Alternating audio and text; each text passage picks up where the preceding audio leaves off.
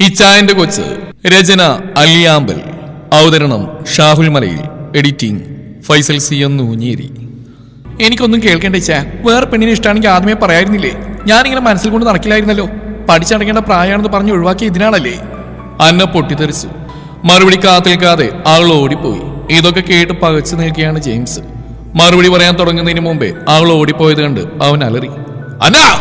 പക്ഷെ അതിന് കാത്തിൽക്കാതെ ആൾ അവിടുന്ന് ഓടി മറിഞ്ഞിരുന്നു.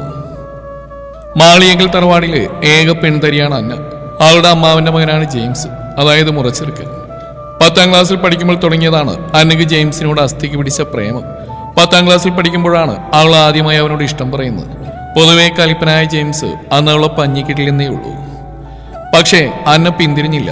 കണ്ണുപൊട്ടുന്ന ചീത്ത കിട്ടിയാലും അവൾ വീണ്ടും വീണ്ടും അവനോട് ഇഷ്ടം പറയാൻ പോകും. നീ ഇത് പ്രേമിക്കേണ്ട പ്രായമാണോ? എന്തെങ്കിലും പഠിച്ചൊരു വഴിക്കെത്താൻ നോക്ക് എന്ന് പറഞ്ഞ് ഒരു ദിവസം ജെയിംസ് അവളെ നല്ലോണം കുടഞ്ഞു. എന്നിട്ടും അന്ന പ്രതീക്ഷ കൈവിട്ടില്ല. അടുത്തടുത്തായിരുന്നു അവരുടെ വീട്. ഒരുപാട് നേർച്ചയും കാഴ്ചയും വെച്ച് കുറെ കാലത്തിന് ശേഷം മാളിയേക്കൽ തറവാടിൽ ജനിച്ച പെൺകുട്ടിയായിരുന്നു അന്ന. അതുകൊണ്ട് എല്ലാവരും കൂടെ അവളെ താഴത്തും തലയിലും വെക്കാതെയാണ് കൊണ്ടുനടന്നത്. പക്ഷെ ജെയിംസിന് മാത്രം അവളെ കാണുമ്പോൾ ഇന്നും അന്നും കലിപ്പ് മാത്രം. അന്നയാള് ചില്ലറക്കാരിയല്ല. ക്ലാസ്സിലെ topper, debate champion, dance, music, എല്ലായിടത്തും ആക്റ്റീവ്. ഒരു ദിവസം അവൾ കോളേജിൽ അവസാന എക്സാം കഴിഞ്ഞ് വരുമ്പോഴാണ് ആ കാഴ്ച കണ്ടത്. ജെയിംസ് ഒരു പെൺകുട്ടിയോടൊപ്പം നിൽക്കുന്നത്. അവൾ കരയുകയായിരുന്നു. ജെയിംസ് അവളുടെ കൈ പിടിച്ച് ആശ്വസിപ്പിച്ചു. കരയണ്ട, എല്ലാം ഞാൻ ശരിയാക്കി തരാം. ആ ദൃശ്യം അന്നയുടെ ഹൃദയം തകർത്തു. അവളുടെ കണ്ണുകൾ നിറഞ്ഞു തുളുമ്പി. അതിന്റെ ദേഷ്യമാണ് നേരത്തെ അവനോട് തീർത്ത്. വീട്ടിലെത്തിയതിനു ശേഷം അന്ന കട്ടിൽ വീണ് പൊട്ടിക്കരഞ്ഞു. സഹിക്കാൻ പറ്റുന്നില്ല. ഓർമ്മ വെച്ച കാലം തൊട്ട് മനസ്സിൽ കൊണ്ടുനടക്കുകയാണ് ഇച്ചായനെ. വേറെ ഇഷ്ടമുണ്ടെന്നൊരു വാക്ക് പറഞ്ഞിരുന്നെങ്കിൽ ഞാൻ ഇത്രയ്ക്ക് ആഗ്രഹിക്കില്ലായിരുന്നു. എന്തൊക്കെ ആലോചിച്ച് അന്നയ്ക്ക് കരച്ചിലടക്കാൻ പറ്റിയില്ല. രാത്രി അമ്മച്ചി വന്ന് കഴിക്കാൻ വിളിച്ചപ്പോഴും തലവേദനയാണെന്ന് പറഞ്ഞവൾ പോയില്ല. സാധാരണ ക്ലാസ് കഴിഞ്ഞു വന്നാൽ നേരെ ഇച്ചായന്റെ വീട്ടിലേക്ക് ഓടുന്നതാണ്. ഇച്ചായൻ എസ്റ്റേറ്റിൽ നിന്ന് വരുന്നവരെ കാത്തിരിക്കും. എനിക്ക് ചോക്ലേറ്റ് ഒന്നും കൊണ്ടുവന്നില്ല ഇച്ചായ എന്ന് ചോദിച്ച് പുറകെ നടക്കും. നീ എന്താ കൊച്ചു കുഞ്ഞാണോ അന്ന എന്ന് ചോദിച്ച് ഓടിച്ചു വിടെങ്കിലും എന്നും അവൻ ത്രേസ്യ അമ്മച്ചി ജെയിംസിന്റെ അമ്മയുടെ കയ്യിൽ ചോക്ലേറ്റ് കൃത്യമായിട്ട് ഏൽപ്പിക്കാറുണ്ട്. നിനക്ക് എന്നെ കൊടുത്തുവിടടാ എന്ന് ത്രേസ്യ അമ്മച്ചി ചോദിക്കുമ്പോൾ എനിക്കൊന്നും വയ്യ, അവളെ ചോക്ലേറ്റ് കൊടുത്ത് കൊഞ്ചിക്കാൻ എന്ന് പറഞ്ഞ് ദേഷ്യം കാണിച്ചവൻ പോകും. മിക്കവാറും സമയങ്ങളിൽ അന്ന അവനെ ചുറ്റി അവന്റെ വീട്ടിൽ തന്നെയായിരുന്നു. എന്നാൽ അവനെപ്പോഴും അവളോട് കലിപ്പ് മാത്രം. പക്ഷെ അന്നേ ദിവസം അന്ന അവിടെ പോയില്ല. പിന്നീടുള്ള ദിവസങ്ങളിൽ അന്ന അവനെ പാടെ അവഗണിച്ചു. കുറച്ച് ദിവസങ്ങൾക്ക് ശേഷം അന്ന പള്ളിയിൽ പോയി വരുമ്പോൾ വീണ്ടും ജെയിംസ് ആ പെൺകുട്ടിയോട് സംസാരിക്കുന്നുണ്ട്. അവൾ കരച്ചിൽ അടക്കി പിടിച്ച് വീട്ടിലേക്ക് നടന്നു.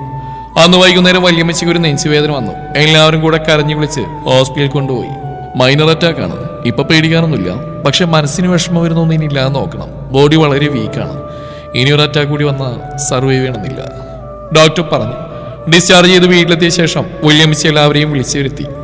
എനിക്ക് എല്ലാവരോടും ഒരു കാര്യം പറയാനുണ്ട്. ഞാൻ ഇനി എത്ര കാലം ഉണ്ടാവുമെന്ന് അറിയില്ല. എൻ്റെ കണ്ണടയുന്നതിന് മുന്നേ അന്നയുടെയും ജെയിംസിനെയും കേട്ട് എനിക്ക് കാണണം. വല്യപ്പച്ചൻ മരിക്കുന്നതിന് മുന്നേ എപ്പോഴും പറയായിരുന്നു അന്നയെ ജെയിംസിനെ കൊണ്ട് കെട്ടിക്കണമെന്ന്. അതിനെന്താ അമ്മച്ചി, പിള്ളേരുടെ കെട്ട് നടത്താൻ ഞങ്ങൾക്ക് സന്തോഷമേ ഉള്ളൂ, ഇരു വീട്ടുകാരും ഒരേ സ്വരത്തിൽ പറഞ്ഞു.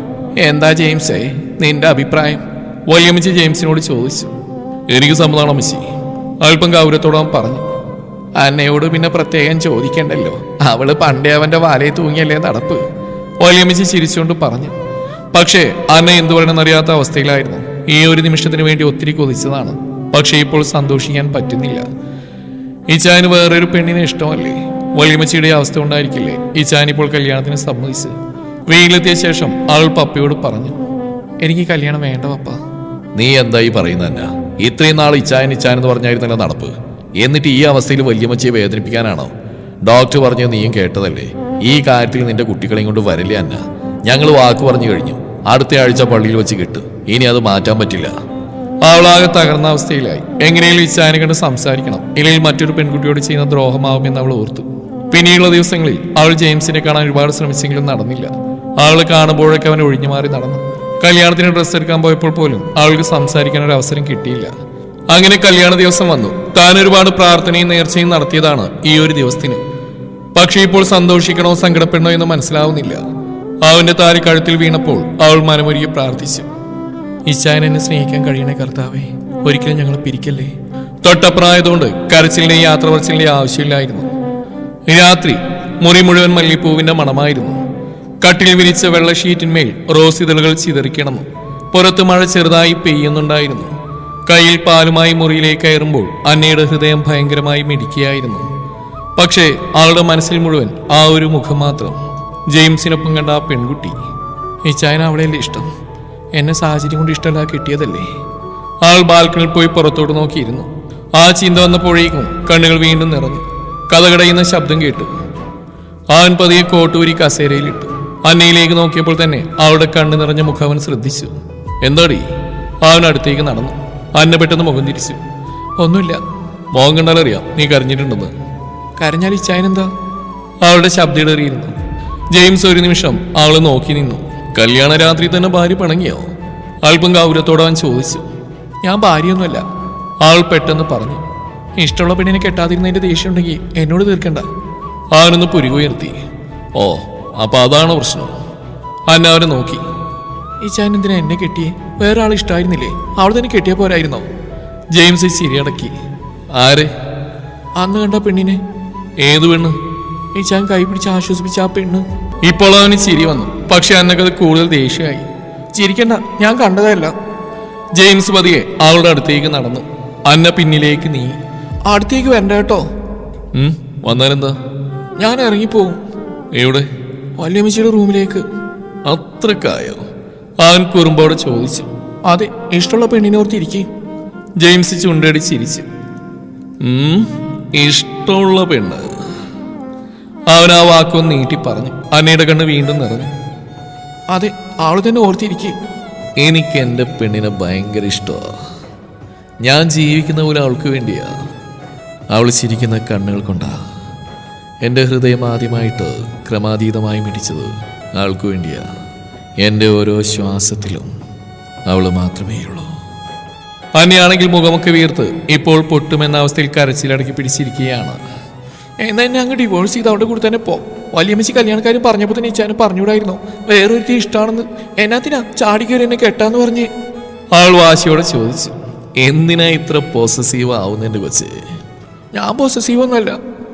ആണല്ലോ. എനിക്ക് വേറെ പെണ്ണുണ്ടെന്ന് പറഞ്ഞ് കണ്ണൊക്കെ വീർപ്പിച്ച് വെച്ചേക്കുമല്ലേ?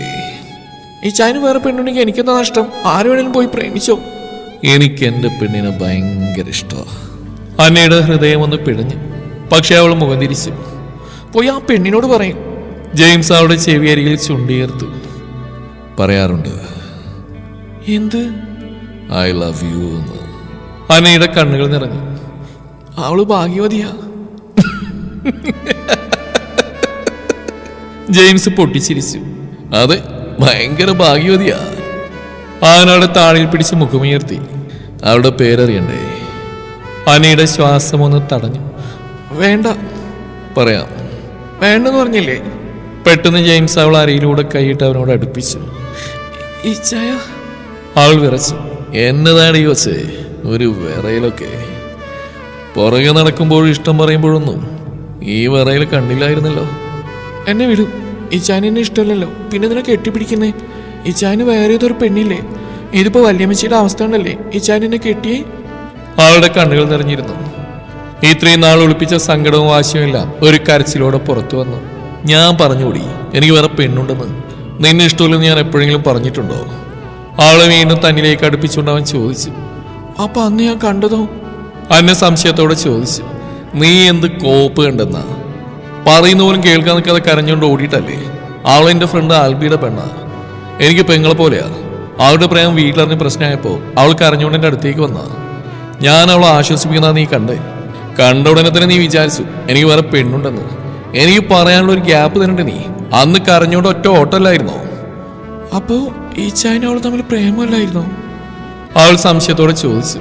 എൻ്റെ ജീവിതത്തിൽ ഒരേ ഒരു പെണ്ണേ ഉള്ളൂ. ചിരിക്കുമ്പോ ഈ ലോകത്തിലെ എല്ലാ സൗന്ദര്യവും കണ്ണിൽ ആവാഹിക്കുന്നവൾ. എനിക്ക് വേണ്ടി ഒരു ലോകം തന്നെ കണ്ണിൽ ഒളിപ്പിച്ചു വെച്ചവൾ. അവളുടെ പേര് അന്ന. അവളൊരു ഞെട്ടലോടെ ജെയിംസിനെ നോക്കി. ഒരു നിമിഷം ശ്വാസം എടുക്കാൻ പോലും അവൾ മറന്നു. ജെയിംസ് ചിരിച്ചു. അതെ, എൻ്റെ പെണ്ണിന്റെ പേരാണ് അന്ന. അവളുടെ കണ്ണുകൾ മിഴിഞ്ഞു. എന്താ? നിന്നെയാണ് ഈ പൊട്ടിക്കാളെ ഞാൻ സ്നേഹിക്കുന്നത്. മനസ്സിലായില്ലടി ട്യൂബ്ലൈറ്റ്. അവൾ വിശ്വസിക്കാനാവാതെ അവനെ നോക്കി നിന്നു. കള്ളം. സത്യം. അപ്പൊ ഇച്ചാൻ എന്നെ ഇഷ്ടമായിരുന്നോ? ഇഷ്ടമായിരുന്നോന്നോ? എന്റെ ജീവനല്ലടി പെണ്ണെ നീ. അത് കേട്ടപ്പോൾ അവളുടെ കണ്ണുകൾ വീണ്ടും മിഴിഞ്ഞു വന്നു. ഇപ്പൊ പുറത്തു വരുമെന്നായി. പിന്നെന്തിനാ എന്നിങ്ങനെ വട്ടി കളിപ്പിച്ച അവിടെ കള്ള ഇച്ചായ ഞാൻ എന്തോരം കരഞ്ഞെന്നറിയോ? അവൾ അവന്റെ വയറിൽ കുത്താൻ തുടങ്ങി. അവൻ അവളുടെ കൈ രണ്ടും പിടിച്ചു വെച്ചു. നീ എന്നെ സ്നേഹിക്കാൻ തുടങ്ങുന്നതിന് മുമ്പേ തന്നെ എനിക്ക് നിന്നെ ഇഷ്ടമായിരുന്നടി പെണ്ണേ. നീ 8ാം ക്ലാസ്സിൽ പഠിക്കുമ്പോൾ തൊട്ട് അവൻ അവളുടെ നെറ്റിയിൽ ചുണ്ടുകൾ ചേർത്തു. നീ കുഞ്ഞായിരുന്നു, നിന്റെ കണ്ണിലെ സ്വപ്നങ്ങളുണ്ടായിരുന്നു. ഞാൻ കാരണം അതൊന്നും മങ്ങരുതെന്ന് തോന്നി. അന്നയുടെ കണ്ണുകൾ വീണ്ടും നിറഞ്ഞു. പക്ഷേ എനിക്ക് സ്വപ്നം തന്നെ ഇച്ഛാനായിരുന്നു. അവനൊന്ന് നിശ്ചലമായി അവളെ നോക്കി. അതറിയാമായിരുന്നു. അതുകൊണ്ടാ നിന്നെ അകറ്റി നിർത്താൻ ശ്രമിച്ച്. നീ ഇങ്ങോട്ട് വന്ന് ഇഷ്ടം പറഞ്ഞപ്പോ ലോകം കീഴടക്കിയ പോലെ ആയിരുന്നു. പക്ഷെ നീ നല്ലോണം പഠിക്കുന്ന വെച്ചല്ലേ, ഞാൻ കാരണം അത് കുറേയൊന്ന് പേടിച്ചു. നീ കോളേജൊക്കെ ആവുമ്പോൾ പറയാന്ന് വിചാരിച്ച. പക്ഷെ നീ അടുത്തേക്ക് വരുമ്പോൾ തന്നെ എന്റെ കൺട്രോൾ പോകുമോളെ. അന്നെ നാണത്തോടെ തലതാഴ്ത്തി. ജെയിംസ് അവളുടെ ചെവിയരികിൽ ചുണ്ടുകൾ ചേർത്ത് പറഞ്ഞു. നീ ചോക്ലേറ്റ് ചോദിച്ചു പിന്നാലെ നടക്കുമ്പോൾ നിന്നെ ചുമരിൽ ചേർത്ത് നിർത്തി ഉമ്മോക്കണമെന്ന് തോന്നിയിട്ടുണ്ട്. ഒരു ഉമ്മോണ്ടൊന്നും ഞാൻ നിർത്തിയെന്ന് വരില്ല മോളെ. അതല്ലേ നീ അടുത്ത് വരുമ്പോഴൊക്കെ കഷ്ടപ്പെട്ട് കലിപ്പിട്ട് ഞാൻ നിന്നത്. ആളവനെ നെഞ്ചിൽ മുഖം മുളിപ്പിച്ചു. പുറത്ത് മഴ ശക്തമായി പെയ്യുകയായിരുന്നു. ആ തണുപ്പിലും അവളുടെ കൈകൾ വിയർത്തു. ജെയിംസ് പതിയെ അവളുടെ വിരലുകൾ കോർത്തു പിടിച്ചു. ഒരു കാര്യം ചോദിക്കട്ടെ, എന്തിനാ എന്നെ ഇങ്ങനെ ഭ്രാന്തമായി സ്നേഹിക്കുന്നത്? അന്നെ ചെറുതായി ചിരിച്ചു. അറിയില്ല, ചില ആളുകൾ അങ്ങനെ ചെയ്യാ കാരണമൊന്നുമില്ലാതെ മനസ്സിലങ്ങ് കയറി പറ്റും. ഞാൻ നിന്റെ മനസ്സിൽ മാത്രമല്ലേ കയറിയത്. അവൻ അവളുടെ നെഞ്ചിന്മേൽ കൈവച്ചു. അവളുടെ ശ്വാസം ഒന്ന് വിറച്ചു. ജെയിംസ് അവളുടെ കണ്ണുകളിലേക്ക് നോക്കി. നീ എനിക്ക് എന്താണെന്ന് അറിയോ അന്ന? എല്ലാവർക്കും വീട് എന്ന് പറയാനൊരു സ്ഥലമുണ്ടാവും, പക്ഷേ എനിക്ക് ആ വീട് തന്നെ നീയാണ്. ആ വാക്കുകൾ കേട്ടപ്പോൾ അന്നക്ക് പിടിച്ചു നിൽക്കാൻ കഴിഞ്ഞില്ല. ആളവനെ കെട്ടിപ്പിടിച്ച് കരഞ്ഞു. ഇനി ഒരിക്കലും എന്നെ ഇങ്ങനെ പേടിപ്പിക്കരുത് ഇച്ചായ. നിങ്ങൾക്ക് വേറെ ആരെങ്കിലും ഉണ്ടെന്ന് വിചാരിച്ചപ്പോൾ ഞാൻ ജീവിച്ചിരിക്കാൻ മരിച്ച പോലെ ആയിരുന്നു. ജെയിംസ് അവളുടെ മുഖം കൈകളിൽ കോരിയെടുത്തു. ഈ ലോകത്ത് എനിക്കൊരു പെണ്ണേ ഉള്ളൂ, അതെന്റെ അന്നയാണ്. ആളുടെ കണ്ണുകൾ നാണത്തിൽ കൂമ്പി. ഇങ്ങനെ നോക്കില്ല ഇച്ചായ. എങ്ങനെ? ഈ കണ്ണുകൊണ്ട്. ആൾ ചുണ്ടടിച്ചു. എന്താ എന്റെ കണ്ണില്? ഇങ്ങനെ നോക്കുമ്പോ എനിക്ക് വേറൊന്നും ഓർക്കാൻ പറ്റുന്നില്ല.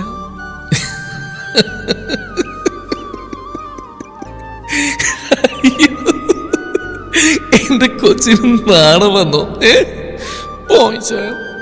ആള് തന്നെ നെഞ്ചിലൊന്ന് അടിച്ചു. അവനവിടെ അരയിൽ പിടിച്ച് തന്നിലേക്ക് അടുപ്പിച്ചു. അന്ന, ഇന്നു മുതൽ നിന്റെ കണ്ണുകൾ സങ്കടം കൊണ്ട് നിറയാൻ പാടില്ല. പക്ഷേ അവൻ കുറുമ്പോട് അവിടെ മൂക്കിൽ ചുംബിച്ചു. കരയിപ്പിക്കുന്ന അവകാശം എനിക്ക്. ദുഷ്ടൻ. അവൾ ചിരിച്ചു.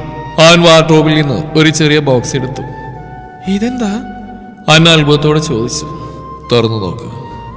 ആൾ തുറന്നപ്പോൾ ഉള്ളിലൊരു വെള്ളിപ്പാസരം. ഇച്ചായൻ, നീ 10ാം ക്ലാസ്സിൽ പഠിക്കുമ്പോൾ ഒരു കടയിൽ കണ്ടിട്ട് പറഞ്ഞിട്ടില്ലേ എന്റെ കല്യാണത്തിന് ഇങ്ങനെയുള്ള പാദസരം ഇടണമെന്ന്? അന്ന് മുതൽ വാങ്ങി വെച്ചതോ? അന്നയുടെ കണ്ണുകൾ വീണ്ടും നിറഞ്ഞു. എന്റെ ഓരോ വാക്കും ഓർത്തിരുന്നോ? നിന്നെ കുറിച്ചിട്ടുള്ള ഒരു കാര്യവും ഞാൻ മറന്നിട്ടില്ല പെണ്ണേ. അവൻ മുട്ടൂത്തിയിരുന്നു. അവളുടെ കാലിൽ പാദസരം അണിയിച്ചു. ആ നിമിഷം അന്നയ്ക്ക് തോന്നി, ഒരു പെൺകുട്ടിക്ക് സ്നേഹിക്കപ്പെടുക എന്നത് ഇത്ര മനോഹരമായ കാര്യമാണോ എന്ന്. അവൾ അവന്റെ മുഖം കൈകൾ പിടിച്ചു. ഇച്ചായ, ഐ ലവ് യു. ജെയിംസ് ചിരിച്ചു. ഇത്രയും വർഷം കാത്തിരുന്നതിന് കിട്ടിയ സമ്മാനം ഇതാണോ? ഇനി എന്താ വേണ്ടേ? അവനവളുടെ ചുണ്ടുകളിലേക്ക് നോക്കി. ചോദിച്ചാ തരുവോ? അവളുടെ ശ്വാസം വീണ്ടും തെറ്റി. ഇച്ചായ. അവൾ നാണത്തിൽ കണ്ണുകൾ അടച്ചു. അവൻ പതിയെ അവളുടെ നെറ്റിയിലും കണ്ണിലും കവിളും ചുംബിച്ചു. എന്റെ പെണ്ണ്, അവൻ ഇടറുന്ന ശബ്ദത്തിൽ പറഞ്ഞു. ഇനി ആരും നിന്നെ എന്നിൽ നിന്ന് പിരിക്കില്ല പെണ്ണേ. ഇതൊക്കെ കേട്ട് കിളിപോയ അവസ്ഥയിലായിരുന്നു അന്ന. കല്യാണം ഉറപ്പിച്ചപ്പോഴെങ്കിലും എന്നോട് പറയായിരുന്നു. ഞാനാണെങ്കിൽ ഇതൊന്നും അറിയാം പപ്പയോട് കല്യാണം വേണ്ടെന്ന് പറഞ്ഞു. ഇതങ്ങനെ മുടങ്ങിയിരുന്നെങ്കിലോ? ജെയിംസ് ചിരിച്ചു. അതിന് നമ്മുടെ വീട്ടുകാർക്ക് എല്ലാം അറിയാം. നിനക്കൊരു സർപ്രൈസ് ആയിക്കോട്ടെ, കേട്ട് കഴിഞ്ഞിട്ട് ഞാൻ തന്നെ പറഞ്ഞോളാന്ന് പറഞ്ഞിട്ടാ വല്യമ്മച്ചിയുടെ കയ്യും കാലം പിടിച്ചിട്ടാ ഒരാഴ്ചക്കുള്ളിൽ കെട്ടിടന്നെന്ന് ഞാൻ പറയിപ്പിച്ചേ. അപ്പൊ എല്ലാവരും അറിഞ്ഞോണ്ടാണല്ലേ എന്നെ പറ്റിച്ച്? എന്നാലും എന്നോട് ഈ ചതി വേണ്ടായിരുന്നു. ഇതിന് പകരം ഒരാഴ്ച ഞാൻ വല്യമ്മച്ചിയുടെ കൂടെ പോയി കിടക്കും, നോയിക്കോ. ആൾ വാശിയോടെ പറഞ്ഞു. അതെ, വിശക്കുന്നതിന്റെ മുമ്പിൽ ബിരിയാണി കൊണ്ട് വെച്ചിട്ട് കഴിക്കാൻ പാടില്ലെന്നോ? വേണ്ടില്ല മോളെ ഞാൻ. അവനവളുടെ കഴുത്തിലേക്ക് മുഖം പൂഴ്ത്തി കുറുമ്പോടെ പറഞ്ഞതും അവളൊരു നിമിഷം പതറിപ്പോയി. നാണം കൊണ്ട് അവളുടെ മുഖം ചുവന്നു. ജെയിംസ് അവളെ നെഞ്ചോട് ചേർത്ത് പിടിച്ചപ്പോൾ അന്നയ്ക്ക് തോന്നി വർഷങ്ങളായി ഉള്ളിൽ ഒളിപ്പിച്ചു വെച്ചിരുന്ന എല്ലാ സങ്കടങ്ങൾക്കും ഒരൊറ്റ നിമിഷത്തിൽ മരുന്ന് കിട്ടിയെന്ന്. അവന്റെ നെഞ്ചിൽ മുഖം ചേർത്ത് നിൽക്കുമ്പോൾ അവളുടെ കണ്ണുകൾ വീണ്ടും നിറഞ്ഞു. ഇനിയും നിനക്കറിയുന്നവണ്ണേ? അവൻ അവളുടെ കവിളിൽ വിരൽ കൊണ്ട് തഴി ചോദിച്ചു. സന്തോഷം കൊണ്ടാ? അവൾ പതുങ്ങി പറഞ്ഞു. ഇത്രയും നാളെ ഞാൻ മാത്രം സ്നേഹിക്കുവാണെന്ന് വിചാരിച്ചു. ജെയിംസ് ചിരിച്ചു. നീ മാത്രം സ്നേഹിച്ചെന്നോ? നീ ഓരോ പ്രാവശ്യം ഇച്ഛായെന്ന് വിളിക്കുമ്പോഴും എൻ്റെ ഹൃദയം നിൽക്കുന്ന പോലെയായിരുന്നു അന്ന. ഓരോ പ്രാവശ്യം നിന്നോട് ദേഷ്യപ്പെടുമ്പോഴും ഉള്ളിൽ എത്ര വിഷമിച്ചിട്ടുണ്ടെന്നോ? ഇതുവരെ ഒളിപ്പിച്ചു വെച്ച സ്നേഹം അത് പലിശയടക്കം തിരിച്ചറിഞ്ഞ അവൻ വാൾഡ്രോബ് തുറന്ന് അതിലുള്ള ഡ്രസ്സും ആഭരണങ്ങളും കണ്ടവൾ ഞെട്ടി. എല്ലാ മോഡലുള്ള sari, churidar, jeans, top, night dress, അതിന് മാച്ചായ ആക്സസറീസ്. ഇതൊക്കെ എപ്പോ വാങ്ങി? ഇനി 10 കൊല്ലത്തേക്ക് ഡ്രസ്സ് വാങ്ങണ്ടല്ലോ. അവൻ ചിരിച്ചു. ഞാൻ എപ്പോൾ പുറത്തു പോയാലും നിനക്ക് വേണ്ടി ഓരോന്ന് വാങ്ങും. നിനക്കൊരു കാര്യം അറിയോ? വൈകുന്നേരം സ്റ്റേറ്റിന് വരുമ്പോൾ തന്നെ ഉള്ളിലൊരു കുളിർമ. നീ കാത്തിരിപ്പുണ്ടാവുമല്ലോ. നിന്റെ ഓരോ കുസൃതികളും ഞാൻ ആസ്വദിക്കുകയായിരുന്നു. നീ കുറച്ച് ദിവസം എന്നോട് മിണ്ടാറുന്നപ്പോൾ ഞാൻ എന്തോരം വിഷമിച്ചെന്നറിയോ? ഇനിയും കാത്തിരിക്കാൻ വയ്യാത്തോണ്ടാ പിടിക്ക് കെട്ട് നടത്തിയത്. സന്തോഷം കൊണ്ട് അന്നയുടെ മനസ്സ് നിറഞ്ഞു. ഇനിയും കാത്തിരിക്കാൻ വയ്യടി, ഞാൻ നിന്നെ സ്വന്തമാക്കിക്കോട്ടെ. അന്ന നാണത്തോടെ സമ്മതം മൂളി. പുറത്ത് മഴയും അകത്ത് പ്രണയവും തകർത്ത് പെയ്തു. ഒടുവിൽ കിതപ്പോടെ അന്നാവിന് സ്വന്തമായി. പിറ്റേന്ന് രാവിലെ മഴ കഴിഞ്ഞ ആകാശം പോലെ വീട്ടിൽ മുഴുവൻ ഒരു തണുത്ത തെളിച്ചം നിറഞ്ഞിരുന്നു. ജാലക വഴി കാറ്റകത്തേക്ക് കയറി. വെള്ളക്കട്ടനുകൾ പതിയെ ആടി. അന്ന കണ്ണു തുറക്കുമ്പോൾ ആദ്യം കണ്ട ജെയിംസിന്റെ മുഖം. അവളുടെ അരയിൽ കൈ ചുറ്റി അവൻ കുഞ്ഞിനെ പോലെ ചേർത്ത് പിടിച്ചായിരുന്നു കിടന്നത്. അവളൊന്നിളകിയതും അവൻ കണ്ണു തുറന്നു. എവിടേക്ക് പോവാ എന്റെ കോച്ച്? ഉറക്കെ ചടവോടെയുള്ള ശബ്ദത്തിൽ ചോദിച്ചപ്പോൾ അന്നയുടെ കവിളുകൾ ചുവന്നു. അമ്മച്ചിമാരെ എഴുന്നേറ്റാണോ? ഇശായ വീട് വീടാനല്ലോടി ഞാൻ കിട്ടിയത്. നീങ്ങ വന്നേടി. അവൻ വീണ്ടും അവളെ നെഞ്ചിലേക്ക് അടുപ്പിച്ചു. അന്ന നാണത്തിൽ അവന്റെ നെഞ്ചിലൊന്ന് കടിച്ചു. കടിക്കുവാണോടി കാന്താരി? വീട്ടുന്നില്ലല്ലോ. ജെയിംസ് ചിരിച്ചുകൊണ്ട് അവളുടെ നെറ്റിയിൽ ചുംബിച്ചു. വീട്ടുന്നില്ലല്ലോ എന്നെ. ജെയിംസ് ചിരിച്ചുകൊണ്ട് അവളുടെ നെറ്റിയിൽ ചുംബിച്ചു. നീ കുറച്ചു നേരം കൂടി ഇവിടെ കിടക്കടി. ഇന്നലത്തെ ക്ഷീണമൊന്ന് മാറട്ടെ. വാ. അന്നയുടെ ഹൃദയം വീണ്ടും വേഗത്തിൽ മിടിച്ചു. അവൾ കണ്ണു താഴ്ത്തി.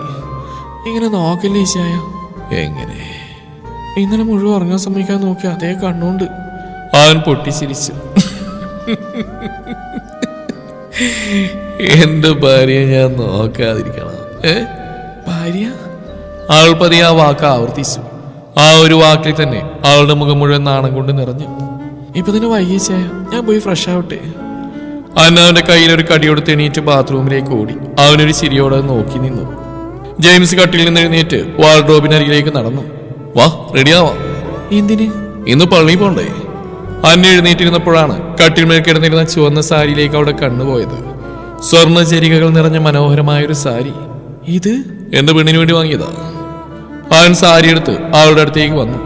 ഇന്ന് ഇതെടുത്താ മതി. അന്നയുടെ വിരലുകൾ വിറച്ചു. ഞാൻ എടുത്തോളാം. വേണ്ട. അവൻ കുറുമ്പോടെ ചിരിച്ചു. ഇന്ന് ഞാൻ എടുത്തുതരാം. അന്ന ഞെട്ടി അവനെ നോക്കി. ഈച്ചായ? എന്താ? എനിക്ക് നാണാവും. ഇനി എന്തിനാടി നാണം? ഇന്നലെ ഞാൻ ശരി കണ്ടതല്ലേ. അവളുടെ ശ്വാസം വീണ്ടും തെറ്റി.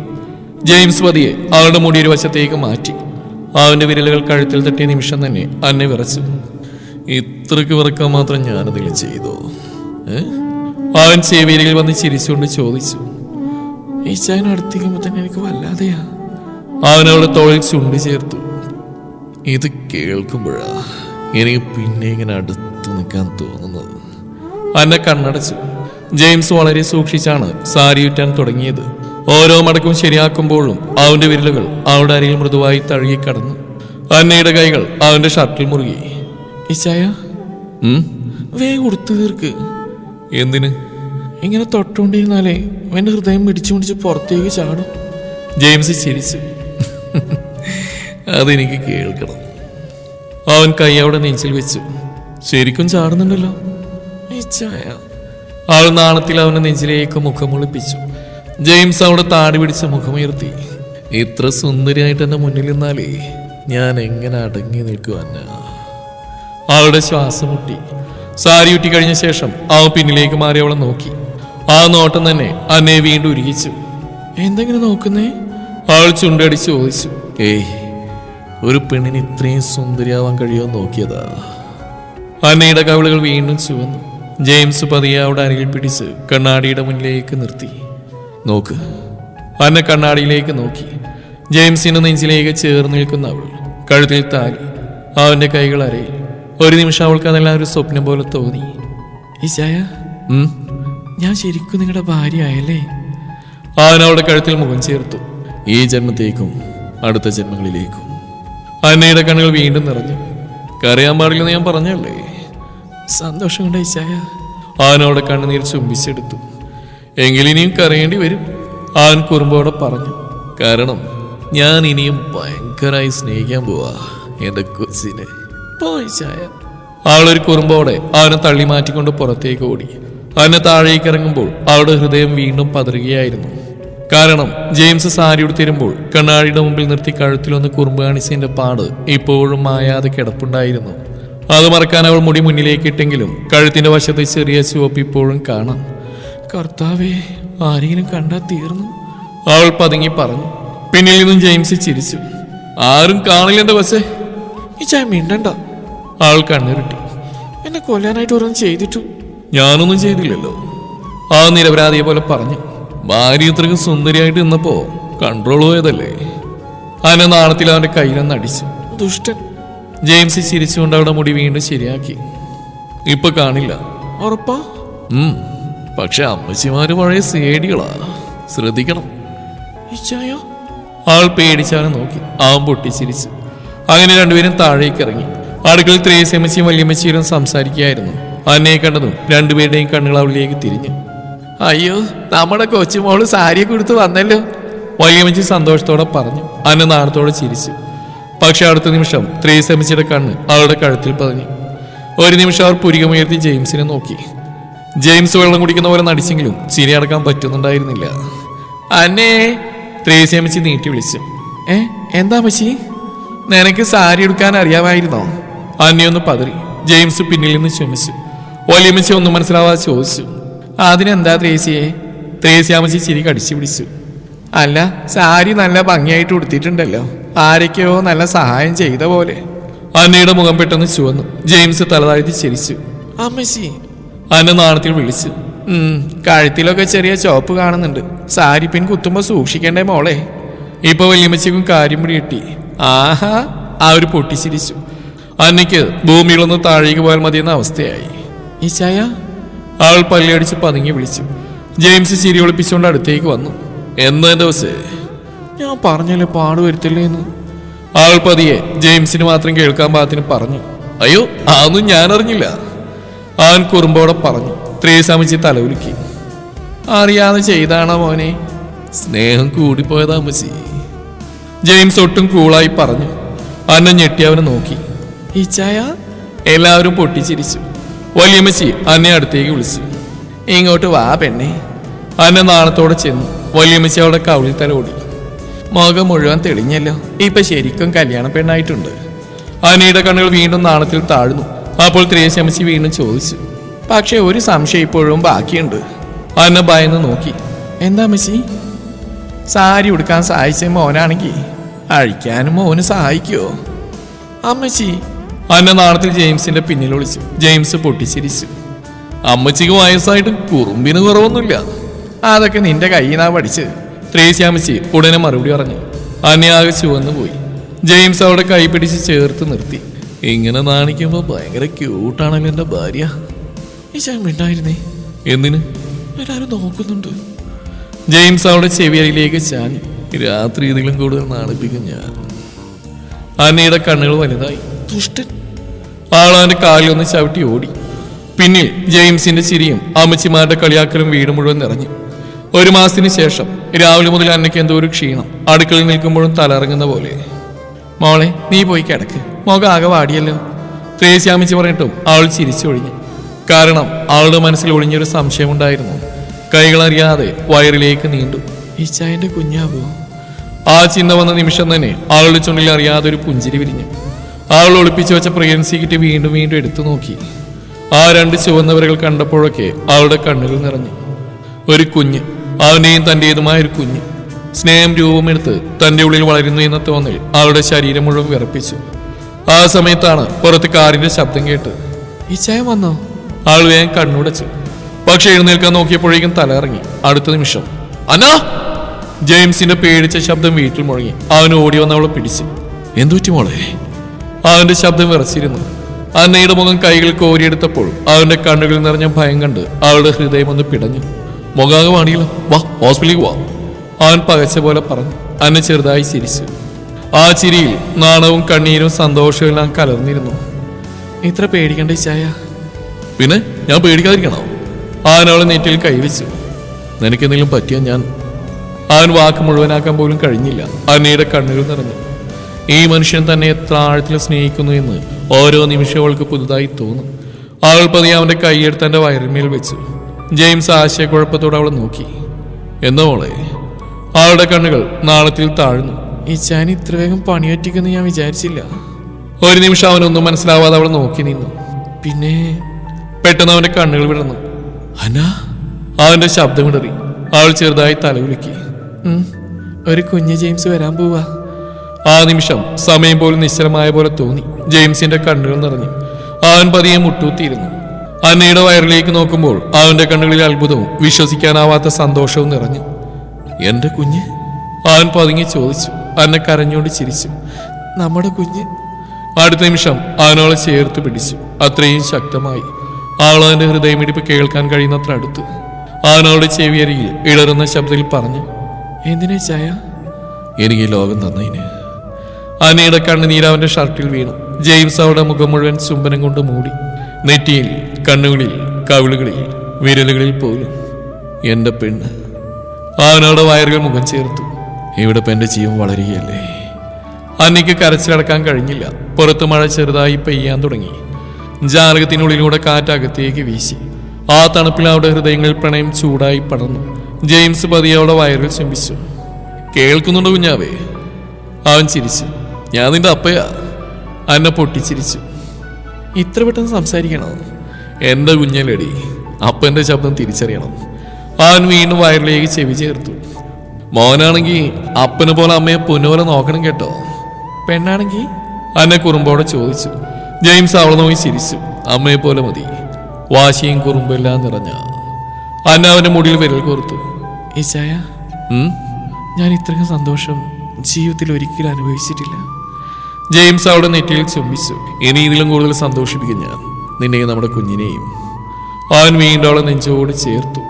ആ നെഞ്ചിൽ ചാരി കിടക്കുമ്പോൾ അന്നയ്ക്ക് തോന്നി, ഒരു പെൺകുട്ടിയുടെ ജീവിതത്തിൽ ഏറ്റവും സുരക്ഷിതമായ സ്ഥലം അവൾ സ്നേഹിക്കുന്ന മനുഷ്യന്റെ ഹൃദയമാണെന്ന്. പുറത്ത് മഴ പ്രണയഗാനം പോലെ പെയ്തുകൊണ്ടിരുന്നു. അകത്ത് രണ്ട് ഹൃദയങ്ങൾക്കിടയിൽ പിറക്കാനിരിക്കുന്ന ഒരു കുഞ്ഞിന്റെ സ്വപ്നങ്ങൾ പൂത്തുകൊണ്ടിരുന്നു.